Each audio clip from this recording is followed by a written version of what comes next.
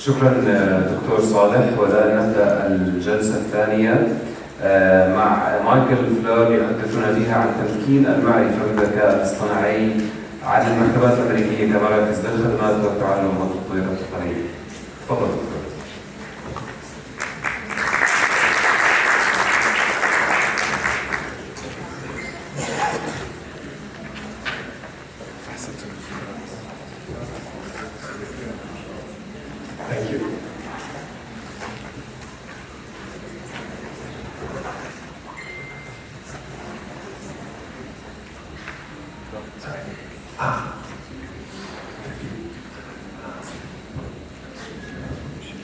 Great to meet you all again. Great to thank you again to the Showman Foundation for this opportunity.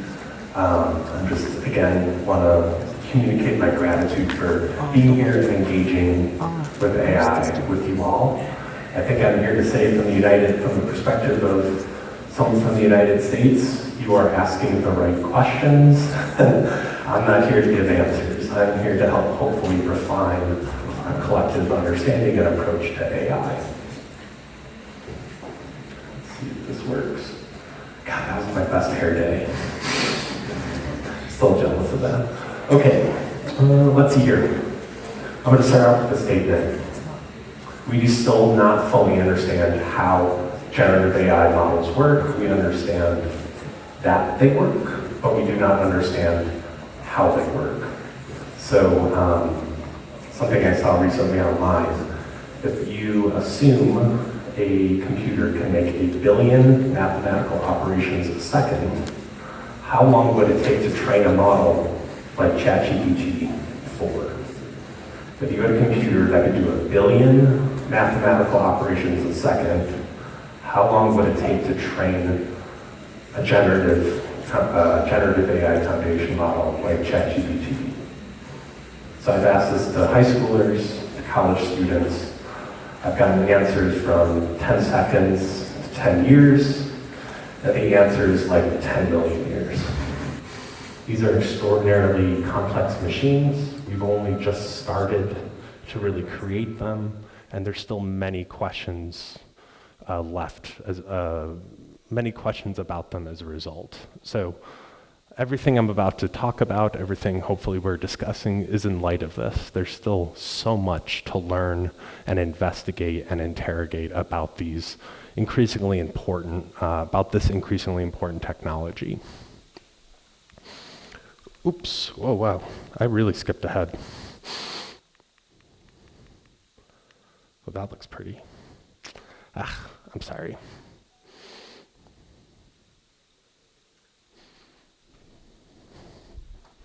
To play.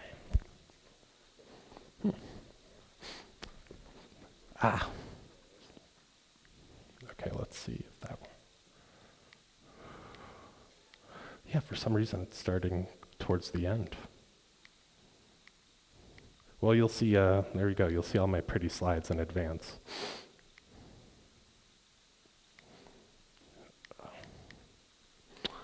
I'm sorry.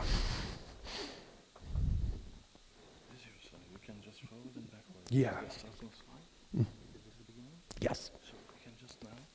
That. Thank you. Okay, so let's embrace the complexity of AI. There's no easy answers. Moving on. Okay, this is from the American Library of Congress. I think if there's kind of one main takeaway perhaps from the talk, I would suggest it would be this. They've been experimenting with integrating AI into various aspects of their systems and workflows. They've been open about it, they've been blogging about it, and they've kind of came to a conclusion of there needs to be 3 kind of buckets or 3 areas in which to navigate, in which to really assess the efficacy of AI in a library context. So, is it responsible? Is it in alignment with our values? Does it meet the ethical and legal requirements? Is it effective? Does it do what we want it to do? And is it practical? Is it stable over time? Does it make sense? So I thought this is a very basic but useful framework to consider AI in whatever your context is it a responsible use of AI? Does it do what you want it to do? Does it make sense from a practical or pragmatic standpoint? So we don't fully understand how models work, and here's an example. So again, this is in the context of we need to interrogate AI together. This is a report from Anthropic, which is the company behind Claude, the Claude model, if you're familiar. If you're not, I would recommend Claude as another model to use besides, say, ChatGPT. And you'll see here that they tasked Claude to create a poem. They wanted it to rhyme with the word rabbit. And it says on the top right, when we inspect the features directly, we see Claude planning about using the word rabbit. So what you'll often hear is that these generative AI models just output one token or one word at a time, and it kind of slowly builds up sentences and paragraphs and pages. But what this newer research, this was in the last like 3 to 6 months, what this new research suggests is that these models can actually plan ahead. So that's a fundamentally different type of technology than something that just outputs one token or one word at a time. This is also evidence that we're still learning about these models.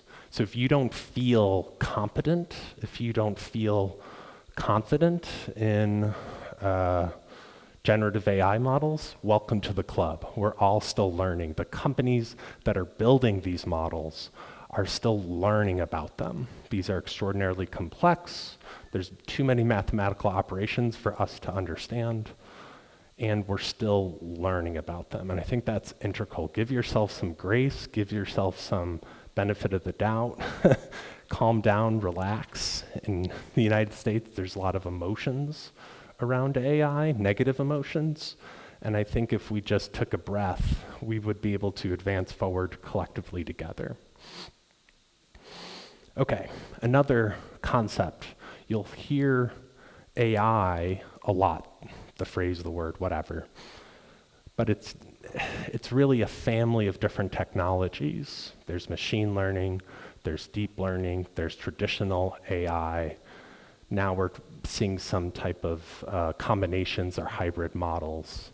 But I think it's important to say when a vendor, say, comes to you and say, this is AI powered, the next question should be, what kind of AI? Is this just a wrapper or a thin veneer for a language model? Does this incorporate different types of AI technologies? You know, there's a lot of ways to interrogate AI. AI could just be, AI is in video games. AI is in Google Maps. AI is used already for search. We're already living in an AI world. Now we might be living in a new type of AI world. But that's also something important to keep in mind. Are we talking large language models? Are we talking multimodal models, generative AI, or some new version? We don't, it's the AI, the phrase, the concept was really designed to be attractive, to generate grant funding from the very beginning. And so we need to keep that in mind as well. There's a whole host, a whole family of AI technologies using different data, different algorithms, fundamentally different approaches. So I ruined it. I'll ask, how many open source AI models do you think currently exist? How many open source AI models do you think you today, right now, have access to? And I'll say in English. 100? 10? Can someone be brave? Can I get 1,000? So this is from yesterday. This is a repository called Hugging Face. So if you're familiar in like software development, it's like a GitHub repository, but for AI models and AI data. And you'll see in the kind of top middle models, 2,020,289. Yeah, it's a lot more than what people think. A couple months ago, it was like 1.4, 1.5 million. A lot of these are variations of popular models. You can take Facebook has an open source model called Llama. You can take that model, tweak it, re-upload it, and it's a brand new model. So many of these are slight variations of very popular models, but still the number is kind of gobsmacking, right? Also, you'll notice on the left-hand side, there's many different types of AI models. To think of AI just as large language models is really reductive and simplistic. You have audio to text, text to audio, video to text. You have image classification, image to text, image to image, so on and so forth. Some of these involve different types of neural networks. So even within this sphere of deep learning are neural networks, which attempt to very basically mimic the human brain, but even we have different flavors, different variations of those. So AI is not a single thing. We're still figuring out what it is, and the genie's out of the bottle, so to speak, in terms of there's already millions of these AI models that we have access to.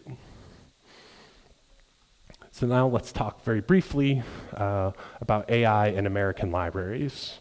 And I'll ruin the ending here. We don't have it figured out.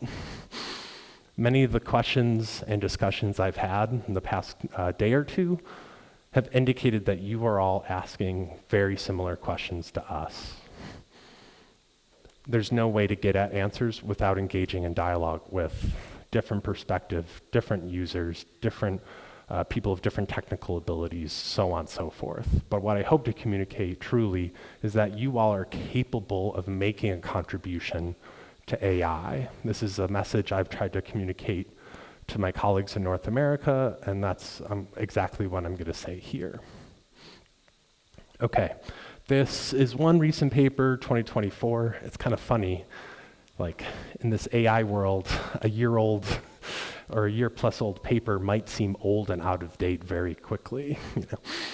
But they found a few major areas of application, recommendation systems. So, hey, we have this corpus of text, or we have this collection. You investigated X. Have you checked out Y? Something like a Netflix algorithm. Information retrieval and resource retrieval, chatbots, right? Hey, we have this information. Let us tell you about it in an automated way to the user.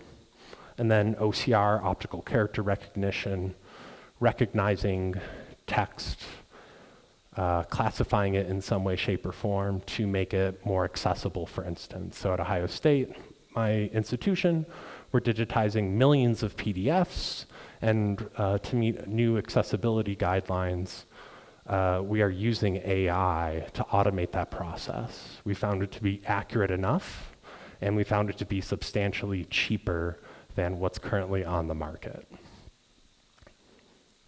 So recommendation systems a little bit more. You have different types, even within this kind of basic framework of suggesting materials to users. You have algorithms that investigate your collections, you have algorithms that investigate the behavior of users, and you have hybrid approaches as well. Reference, I'm in charge of my reference services at my main library on campus. This is an open area of investigation for us, but there's already been multiple instances across the United States of AI being used to assist in answering users' questions. They exist after, say, a librarian might be providing answers on chat, like after hours, say at midnight. There's some that before you even talk to a human, you have to talk to an AI. If you ask it a question that it doesn't know, then it triages the question to give to a human, to a librarian. Cataloging. Library of Congress have attempted in a number of different ways to use AI for cataloging to various different results. Kind of what they found was currently, or as of the last year or two, AI models weren't accurate enough. They tried to meet a standard of 95% accuracy for cataloging. Some models tend to be pretty good at subject classification. But in general, metadata was useful, but other important elements of cataloging it wasn't useful. So I said earlier in the panel, find a project and attempt to use AI to tackle it, and you'll understand what your limitations are. You'll understand AI better and trying to accomplish something.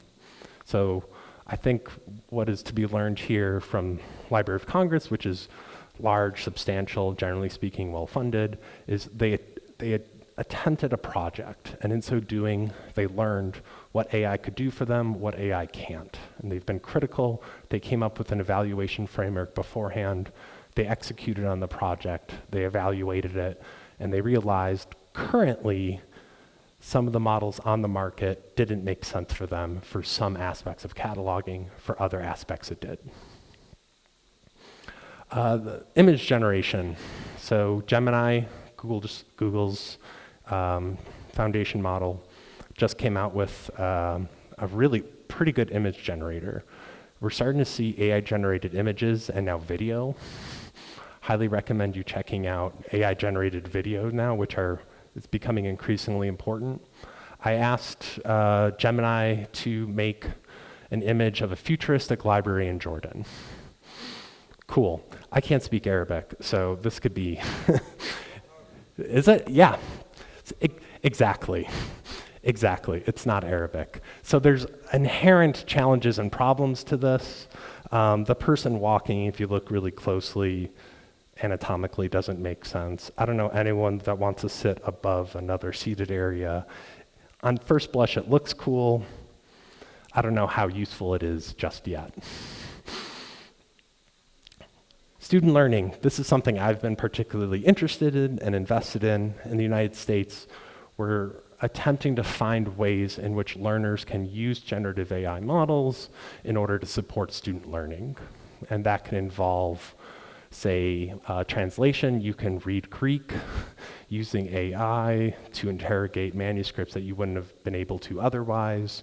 You can have educators create materials more quickly. So for instance, I knew an educator years ago that spent a whole summer to create 800 quiz questions for his students so that they can take multiple quizzes to provide evidence of their learning without their grade being impacted. Now, instead of a whole summer, that would take minutes, maybe 30 minutes to an hour. So at Ohio State, my institution, our provost, our chief academic officer, very recently came out with an initiative for AI fluency. These are the learning outcomes, but the goal is, by the time students graduate, for students to become AI fluent in their field.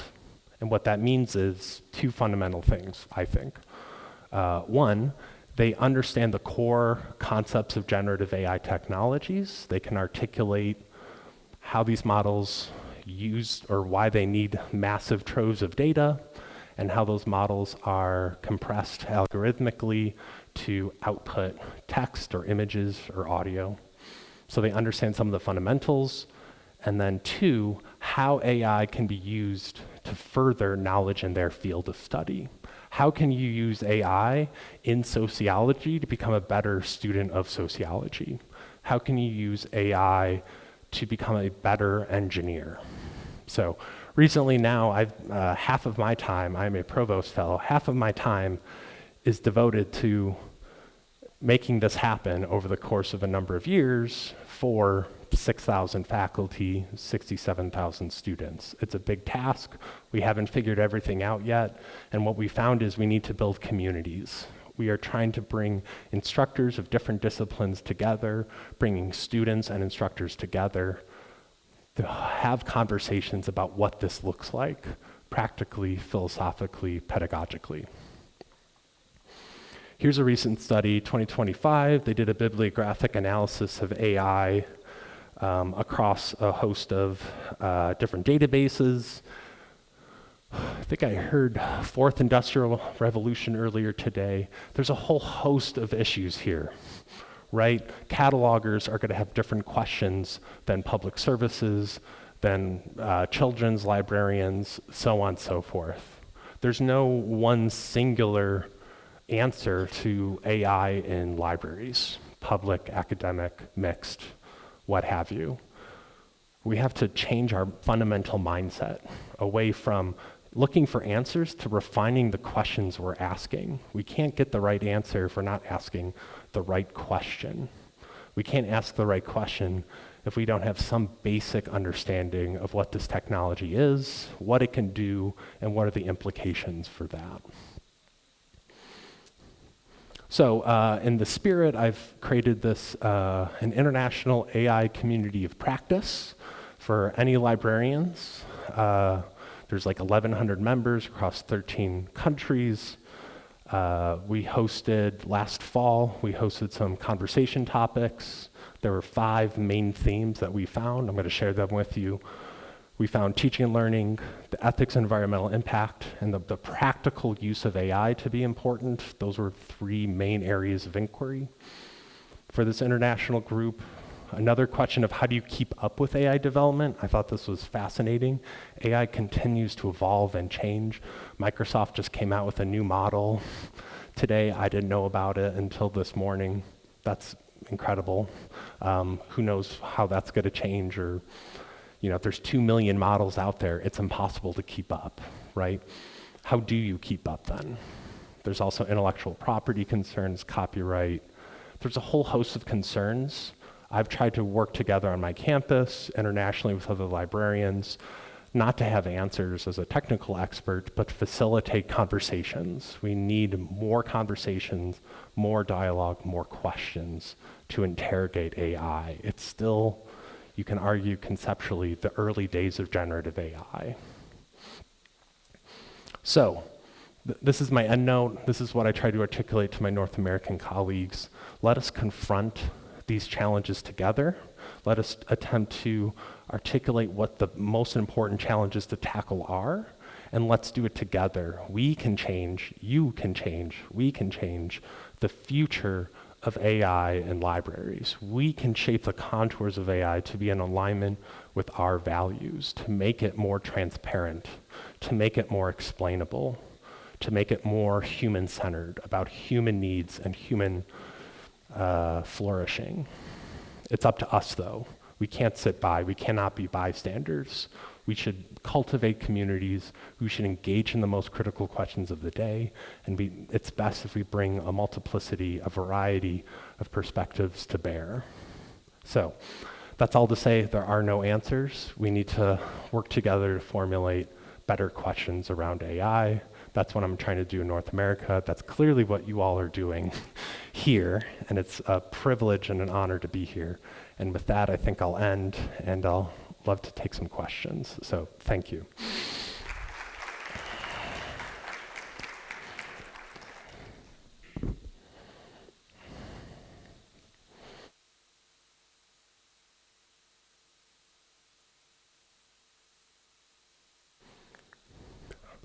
Please.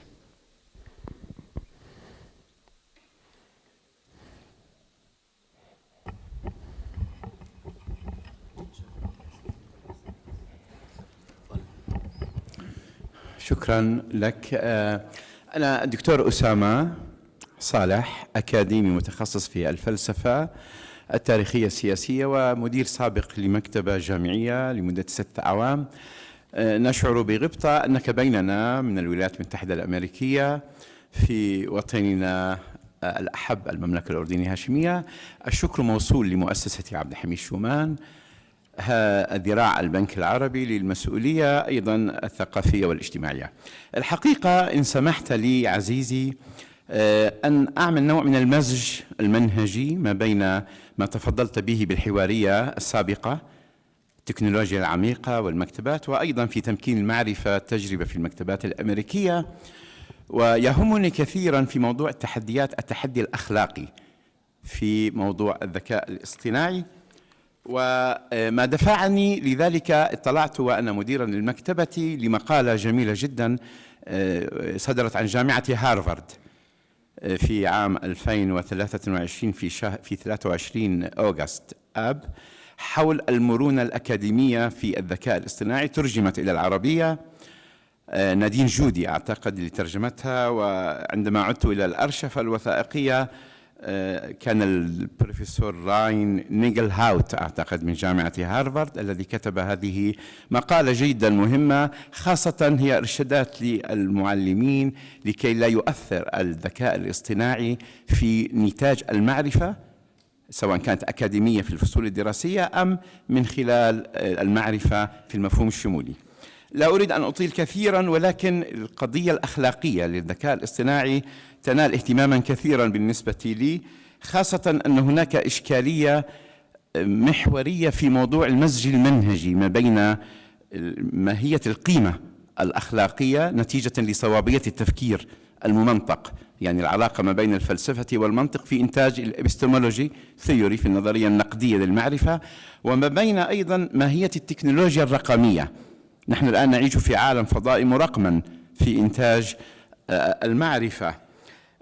لدينا أيضا محورا مفصليا استوقفني في المفهوم الدلالي لهذه الفلسفة الأخلاقية التكنولوجية، بصفتك أنت أيضا متخصص ومتعمق في هذا البعد في الذكاء الاصطناعي، خاصة التوليدي شات جي بي تي الذي الآن له سطوة كبيرة جدا في عالم المعرفة والهيمنة كأحد أدوات السلطة المهيمنة معرفيا.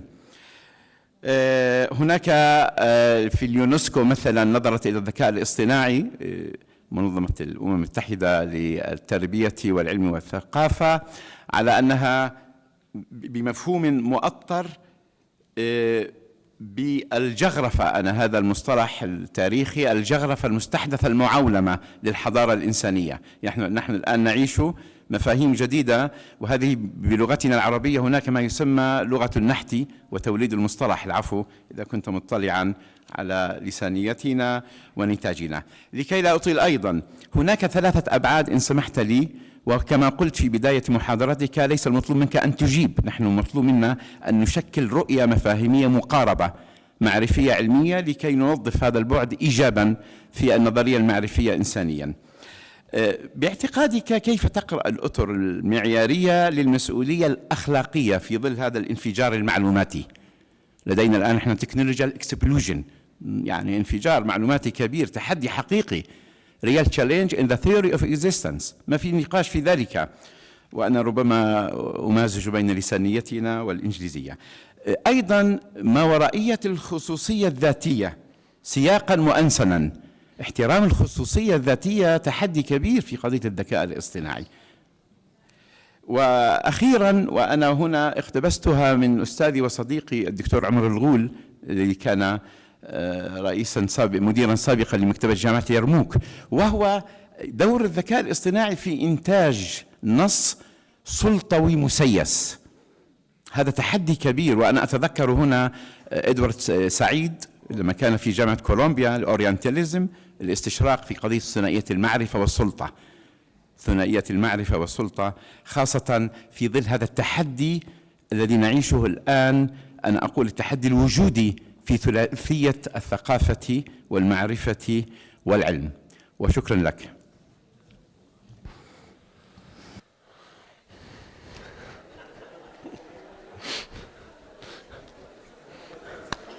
Yes.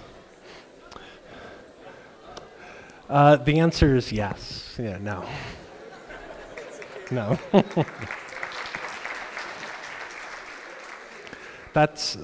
Those are some of the most pressing questions. I don't think existing ethical, perhaps ethical, certainly existing frameworks around information literacy or information use are currently sufficient. I think generative AI technology as it exists, as it's likely to continue, will continue to challenge the way we think, how we approach information use in a library context. I could say that much. The ethical challenges. You can argue that, say in an educational context, current AI models, and I don't think my university is ready for this, can perform college-level writing in basically any discipline. There's an example of a student from Harvard who earned B+ in all of their courses with the last generation of ChatGPT. The ethical challenges. Privacy, that's another challenge we've had at our university. Privacy, cybersecurity, accessibility, all huge issues we need to tackle. Currently, we're giving away troves of our data to generative AI models because it's useful and they capture it. And the next thing that they're probably after are our collections.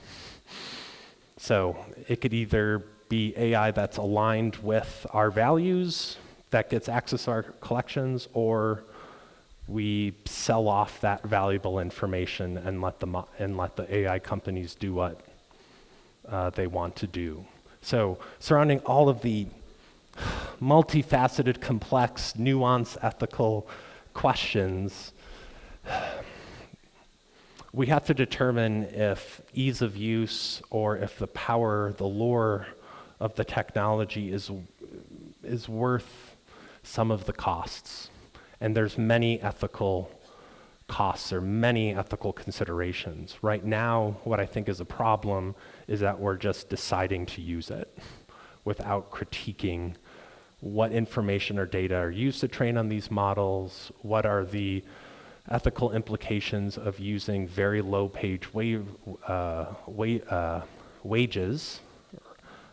paying people $3, $4 an hour to look at extremely disturbing and disgusting content to screen that out for the models. That's called like reinforcement learning for human feedback.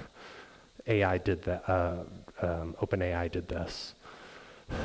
There's arguments to be made that even the nature of generative AI technology is inherently ethically problematic. That is unethical to use given the problems with labor, environmental costs, intellectual property of the data that was used to train these systems.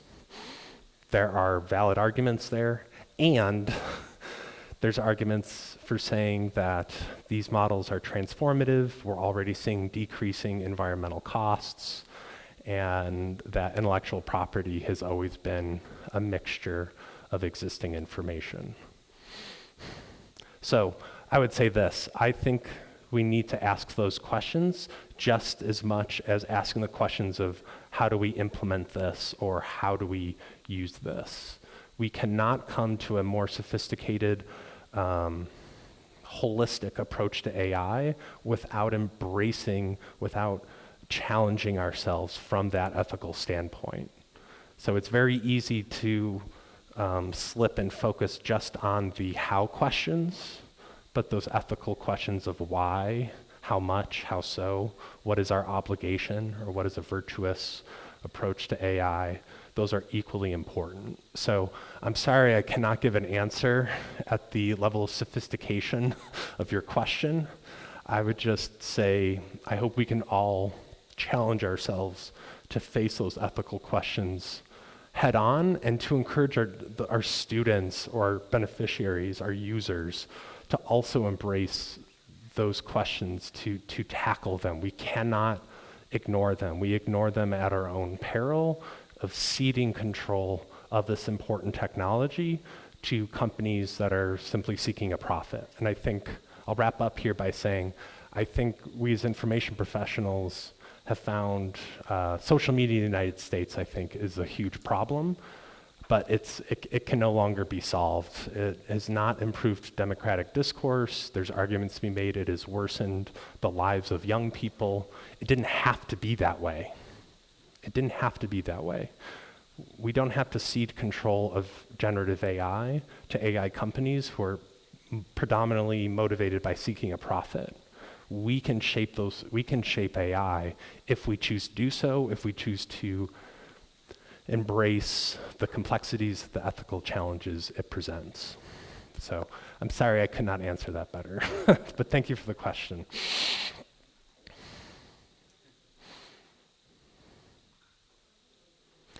Please. Again, I'm Dr. Mutia. I want to ask Mr. I don't know what's it. Yes. I want to ask about the subtitle of student learning as teachers and academics. Always we are asking about 3 items: equality, quality, and equity. What about these items? Do you think that it's easy to find them in the future? Yes, no. Yeah. Would you please answer equality?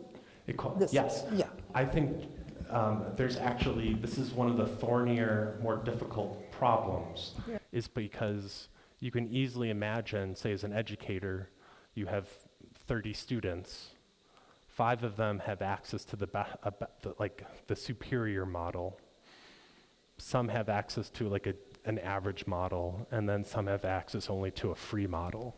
The differences between a $200 a month model and a $20 a month model and a free model are actually quite substantial. OpenAI actually devotes more computing resources for a $200 a month version of ChatGPT than for the free version. So we can easily imagine a world in which different students have different access to an important, perhaps essential tool. And so we need to decide what is fair, what is equitable for our students. I don't have an answer for that, but I think that is something we need to seriously consider. We cannot control or monitor all of our students once they're outside the classroom. And in one sense, a student could always pay someone else to do their homework outside the classroom. So in that sense, it's not very different from history. But in another sense, students, it's like having a fast connection to internet and a slow connection to the internet, right? The student using the slow connection is just at an inherent disadvantage. Do we want that type of educational culture? And if not, then what do we need to do in order to solve that problem? So I think that's an essential question to grapple with. I do not think there currently exists a good answer, and I think we have to engage in discussion with our students. I think that's honestly a really missing piece in a lot of these discussions, is there's a lot of instructors or faculty talking about this, and the student voice, the student perspective is missing. So I think students deserve a shot to articulate what is equitable for their learning. So thank you for the question. I think it's essential, and I'm very sorry I don't have a better answer. I hope we can work towards one together. Yo, you were there. Sorry, I can't tell. Okay. Hi and welcome in Jordan and in Abdelhamid Showman Foundation. You have mentioned in a big statement, actually, it was about shaping the future of AI. As a worker in the cultural sector, in a practical sense, how can we shape the future of AI? Not the technical team, the workers in the cultural sector, in the knowledge sector, in the content creation sector. How can we shape the future of AI? Excellent question. Thank you. I would say by engaging with AI, and I think it starts with using it in some way, shape, or form. This is a technology that is statistical in its output. So if you give the same input, it might provide different outputs, right? That means you can't read a book about it so much as experiential learning is more important than, say, just reading passively. So I think it's using it. I think it's educating yourself around the fundamentals. There's some aspects of generative AI technology that have not changed since ChatGPT 3 came out. These are still neural networks. These are still requiring vast troves of data to train. And generally speaking, you can understand the T in ChatGPT, transformer. If you can understand like the very basics of that, then you can answer some really important fundamental questions. Why are the outputs different with the same inputs? Why do these models hallucinate or make things up, right? And in one sense, hallucinations, for instance, are a feature, not a bug. These models are tweaked to provide variance because us humans like variance. We have provided feedback saying when the models just consistently provide the same output, we don't like it. And so the people creating these models, it's called temperature. So if you go to Google AI Studio, you can play around with this yourself. The higher the temperature, the higher the variance. And so if you can understand some of those fundamentals, then when someone comes to you and saying, does this make sense? You can provide them with some information. You will be equipped, you will be armed with greater knowledge to understand what this technology is. And then two, I think you just simply have to use it. You have to experiment, you have to explore, you have to iterate. You have to understand what it's capable of. And the tricky part about it is that it could be very good in one area or one thing, and in a very close adjacent area be very poor. And the only way to find out what it's good at, what it's not good at, is for you to explore it and use it. So I would say this: use it, explore it, learn about it, learn the fundamentals. There's some great YouTube videos. A lot of the technical knowledge I've learned has come from IBM and Google, and certain universities put content on YouTube. Fantastic for learning that. In a lunch hour, you can learn more about generative AI than most people around, I promise. And then on top of that, then, if you know the fundamentals, if you've explored it and you understand what the current models can do, you'll be armed with understanding. Maybe you can get a free model. Maybe you could download a local model, Ollama, O-L-L-A-M-A.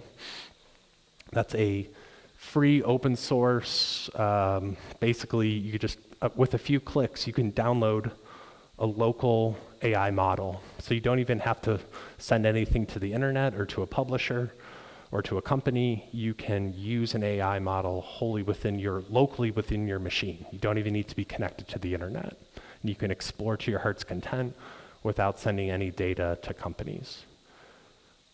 So those would be my tips. And then also just say you're probably in one sense an AI expert already. You've probably engaged deeply with questions of information. And so consider yourself someone worthy of asking and answering questions around AI. Okay, thank you. Thank you. Thank you.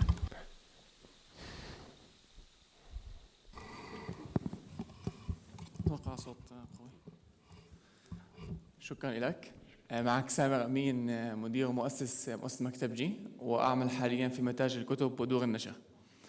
يمكن مش مناسب كثير في ندوة بتشجع على الشغل في الذكاء الاصطناعي. أنا عندي تخوف من دخول الذكاء الاصطناعي تحديداً داخل المكتبات، تخوف شديد، بسبب إنه المكتبة على حد علمي هي مطبخ لصناعة الأفكار ومصدر للمعرفة من الإنسان إلى الإنسان. فدخول الذكاء الاصطناعي بشكل عميق جداً، بظن إنه عم بفكر صوت عالي معك، بظن إنه بصير في مشكلة بالإنسان الحديث في التفكير. عم نواجه هذا الإنسان الحديث في قدرته على التفكير. فكيف ممكن نقنن دور الذكاء الاصطناعي هذا الإشي؟ حاب أسمع منك، خلينا نفكر بصوت عالي، ولا ما في مشكلة نقنن دور الذكاء الاصطناعي في المكتبات تحديدا؟ شكرا. Yes, thank you. Excellent question. A complicated one. One, I think your feelings are valid. And I think we need to have different perspectives around AI, including a more skeptical or hesitant ones. If all the people around the AI table are just pro-AI blindly or too enthusiastically, then I think we're losing out and we're going to go towards more extremes. So one, I think your perspective is valid. Two, I would point towards a book by Ethan Malik, who I highly recommend. It's called Co-Intelligence. And he articulates, or he argues, that like connecting to the internet or using a computer, AI can extend our thinking. It can further it. It could deepen it. It can make us more creative. It can give us more ideas to engage with. It could be a force for good. It could help us I just saw a stethoscope, an AI-powered stethoscope that is proven to be effective at detecting like heart disease within 15 seconds, I think, something like that. That's like on the table here. Like we can't get rid of the sight of using AI for good, for outcomes that we want. And that could be very resource intensive as well, but the costs might be worth the benefit. But there's a potential cost as well, or there's a potential downside as well, right? We can rely on it too heavily. Our muscles of critical thinking can atrophy, can wither away, because we overly rely on AI. Yes, that is a very real possibility.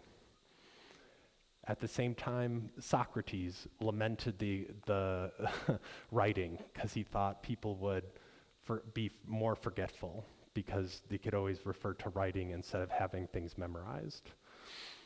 There's a lot of famous philosophers who hated jazz because it was too new and too different. I don't know what that looks like. I think your concerns are valid. I think they need to be aired. I do think we need to caution on over-reliance. So that's why I advocate for human-in-the-loop systems, to where no matter what an AI does, there's still a human somewhere in that system to review, to assess the accuracy, the efficacy, et cetera, of that AI model. Is that always going to happen? There are plenty of incentives against that. So, for instance, I referenced reinforcement learning with human feedback earlier, but now AI companies, because it's cheaper, are using AI to give feedback to AI. Google now is using AI to create the next generation of AI chips. So there's economic incentives to remove the human from the loop. So that is a genuine danger, something we have to consider. There's no way around that, but I think if we're engaged with AI, we can shape it. We can still be at that table saying, I don't want only an AI to review an AI's work. We need a human in the loop to provide feedback. I don't want to remove the human element from decision making or from, just trust the AI and go with it. I think that is a serious temptation, and it kind of depends on how AI companies are incentivized. I think it's going to come down to policy and regulation, personally. Yeah. I think that's my exit. Thank you so much for your time, everyone. Thank you.